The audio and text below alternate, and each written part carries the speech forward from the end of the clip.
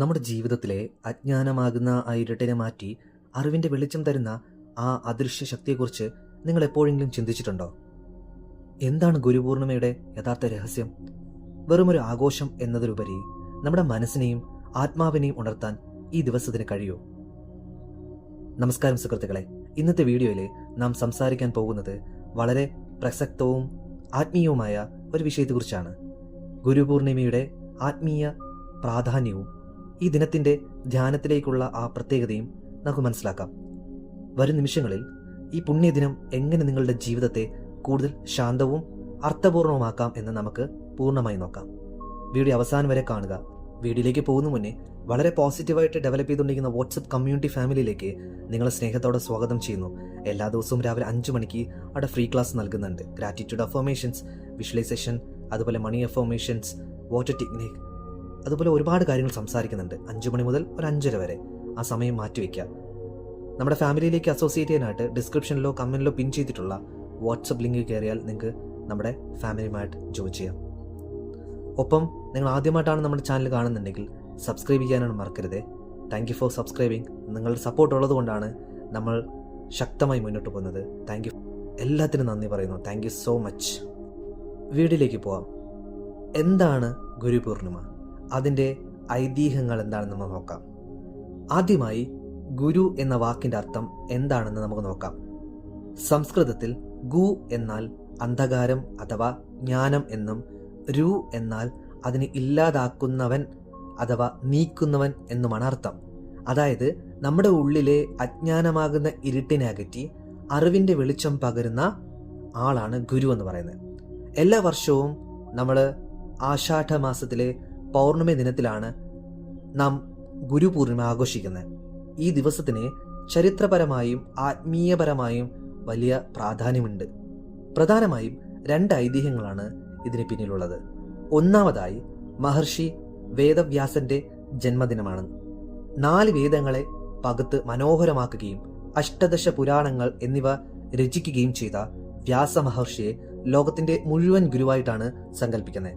അതുകൊണ്ടാണ് ഇതിന്റെ ഒരു പ്രത്യേകത നമ്മൾ പറയുന്നത് വ്യാസ പൂർണിമ എന്ന് വിളിക്കുന്നത്. രണ്ടാമതായി യോഗശാസ്ത്ര പ്രകാരം ആദിയോഗിയായിട്ടുള്ള ആ പരമശിവൻ ആദ്യമായി ഒരു ഗുരുവായി മാറിയത് ഈ ദിനമാണ്. തൻ്റെ ആദ്യത്തെ 7 ശിഷ്യന്മാർക്ക്, അതായത് സപ്തഋഷികൾക്ക് കേട്ടിട്ടുണ്ടാവും, അദ്ദേഹം യോഗവിദ്യയും ആത്മീയ ജ്ഞാനവും പകർന്നു നൽകിയ മഹാദിനമാണ് ഈ ഗുരുപൂർണിമ എന്ന് പറയുന്നത്. ഇനി നമുക്ക് നോക്കേണ്ടത് ഈ ആത്മീയ പാതയിൽ ഗുരുവിനുള്ള സ്ഥാനം എന്താണെന്ന്. നമ്മുടെ ജീവിതത്തിൽ എന്തിനാണ് ഒരു ഗുരു? ഒരു പുസ്തകം വായിച്ചാൽ പോരെ അറിവ് നേടാനായിട്ട് എന്ന് പലരും ചോദിക്കാറുണ്ട്. ഒരു പുസ്തകം വായിച്ചാൽ അല്ലെങ്കിൽ ഇന്റർനെറ്റ് ഇപ്പോൾ ChatGPT നോക്കിക്കഴിഞ്ഞാൽ നമുക്ക് എല്ലാ കാര്യങ്ങളും കിട്ടാറുണ്ടല്ലോ. ബട്ട് എന്നാൽ ആത്മീയ പാത എന്നത് നാം ഇതുവരെ സഞ്ചരിക്കാത്ത ഒരു കാട് പോലെയാണ്. അതിന് വഴിതെറ്റാനുള്ള സാധ്യത വളരെ കൂടുതലാണ്. അവിടെ നമുക്ക് വേണ്ടത് വെറും അറിവല്ല, മറിച്ച് ആ വഴികളിലൂടെ സഞ്ചരിച്ച് പരിചയമുള്ള ഒരാളുടെ മാർഗനിർദ്ദേശമാണ്. ഗുരു എന്നത് ഒരു വ്യക്തി മാത്രമല്ല, അതൊരു ഊർജമാണ്, അതൊരു തത്വമാണ്. ഒരു യഥാർത്ഥ ഗുരു നിങ്ങളെ നിങ്ങളിലേക്ക് തന്നെ നോക്കാൻ പഠിപ്പിക്കുന്നു. നിങ്ങളെ ഒരു വിശ്വാസിയാകുന്നതിന് പകരം നിങ്ങളെ ഒരു അന്വേഷിയാക്കി മാറ്റുന്നു. നിങ്ങളുടെ പരിമിതികളെ തകർത്ത് അനന്തമായ സാധ്യതകളിലേക്ക് നിങ്ങളെ നയിക്കുകയാണ് എന്നാണ് ഗുരുവിന്റെ യഥാർത്ഥ ധർമ്മം എന്ന് പറയുന്നത്. ഇനി ഏറ്റവും പ്രധാനപ്പെട്ട ഒരു ചോദ്യത്തിലേക്ക് വരാം. ഗുരുപൂർണിമ ദിനത്തിൽ ധ്യാനം ചെയ്യുന്നത് എന്തിനാണെന്ന്. ശാസ്ത്രീയമായും ആത്മീയമായും പൗർണമി ദിവസങ്ങളിൽ ഭൂമിയിൽ ചന്ദ്രന്റെ ആകർഷണ വലയം വളരെ കൂടുതലായിരിക്കും. നമ്മുടെ ശരീരത്തിലെ ജലാംശത്തെയും അതുവഴി നമ്മുടെ മനസ്സിനെയും വികാരങ്ങളെയും സ്വാധീനിക്കാൻ പൗർണമിക്ക് സാധിക്കും.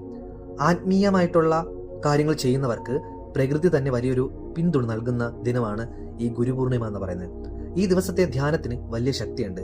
നമ്മുടെ മനസ്സ് കൂടുതൽ ശാന്തമാകുകയും ആത്മീയമായ ഉൾക്കാഴ്ചകൾ എളുപ്പത്തിൽ ലഭിക്കുകയും ചെയ്യും. അറിവ് പകർന്നു തന്ന എല്ലാ ഗുരുക്കന്മാർക്കും പ്രകൃതിക്കും നന്ദി പറഞ്ഞുകൊണ്ട് നാം ധ്യാനിക്കുമ്പോൾ നമ്മുടെ ഉള്ളിൽ മറിഞ്ഞു കിടക്കുന്ന ആന്തരിക ഗുരുവിനെ, ഇന്നർ ഗുരുവിനെ ഉണർത്താനായിട്ട് സാധിക്കും. ധ്യാനം എന്നത് നമ്മുടെ ഉള്ളിലേക്കുള്ള ഒരു യാത്രയാണ്.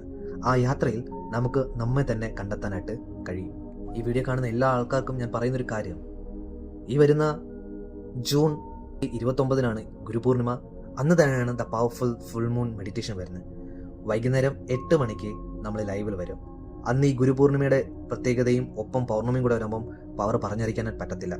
ആ ദിവസത്തിൽ നിങ്ങൾക്ക് അറിവ് പകർന്നു നൽകിയ മാതാപിതാക്കൾ, അധ്യാപകർ, സുഹൃത്തുക്കൾ, പ്രകൃതി എന്നിവരൊക്കെ മനസ്സിൽ സ്മരിച്ചുകൊണ്ട് അവരുടെ ഹൃദയത്തിൽ നിന്നും നമുക്ക് നന്ദി പറയാൻ പറ്റുന്ന ആ ഒരു നന്ദി ടോട്ടലി എക്സ്പ്രസ് ചെയ്യുന്ന തരത്തിൽ നമ്മൾ മെഡിറ്റേഷനിലേക്ക് പോകും.